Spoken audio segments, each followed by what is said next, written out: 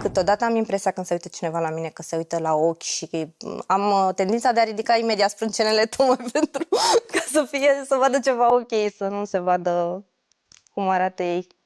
Înaintând în vârstă, ploapele mi s-au lăsat foarte, foarte mult. De câțiva ani, de vreo 7 ani, așa să zic, am sesizat că început să se lase și eram foarte atentă și din cauza faptului că mama are această problemă.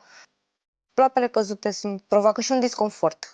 Acum nu știu dacă e de ordin psihologic și știu că le-am eu căzute și atunci am impresia că le simt. Orice persoană dorește să arate mai tânără, mai frumușică și asta arată că am îmbătrânit, obosit, supărat. Genele mi le-am pus pentru că machiaje foarte complicate nu pot să fac tocmai din cauza ploapelor și pentru că și acoperă pliul ploapelor. Cătălina, bine ai venit! Bună ziua, bine m-am găsit! Să nu te recunosc! Transformare. Eu am avut privilegiul să fiu medic și mă bucur tare mult că o văd așa de frumoasă astăzi și încrezătoare. Este o transformare absolut minunată.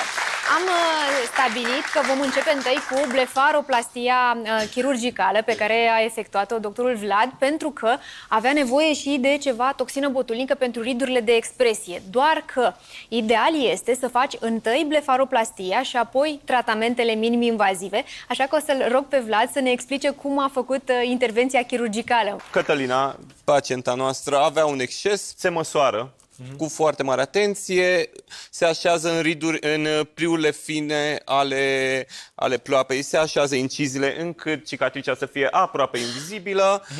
Ulterior, după ce îndepărtăm excesul tegumentar, cu foarte mare atenție, remodelăm ușor zona, respectăm anatomia. Și de multe ori, tocmai că simți această greutate la nivelul ploapelor, tinzi să deschizi ochii, să ridici sprâncenele. Și uite, de asta dezvoltăm mult mai ușor, compensator, riduri de expresie la nivelul frunții. Așa că eu aș putea să spun că este o necesitate și hai să ne uităm cu toții în oglindă și dacă vedem că avem riduri pe frunte, poate de fapt nu avem nevoie neapărat să tratăm ridurile, ci mai degrabă să eliminăm surplusul de piele de la nivelul ploapelor superioare. Da? Are riduri pentru că am făcut injectări cu toxină botulinică și nu doar în etajul superior, am făcut botox și în etajul inferior, ceea ce dă senzația că am slăbit la față. Am relaxat mușchii maseteri și fața pare mult mai lungă. Am injectat și acid în cazul Cătălinei, am augmentat buzele, dar cu efect natural, arată foarte bine. Am ridicat pomeții cu acid hialuronic, am injectat un pic în cearcăne pentru un efect mai odihnit și am conturat un pic și mentonul. Deci transformarea facială a fost și cu acid hialuronic, dar și cu toxină botulinică. Cătălina, cum te simți acum?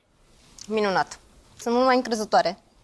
Îmi place să mă uit în oglindă, îmi place să-mi fac poze și îmi place și faptul că toată lumea observă schimbările și mă felicită toată lumea. Mereu primesc întrebări, ce ai făcut? Sigur ai făcut ceva?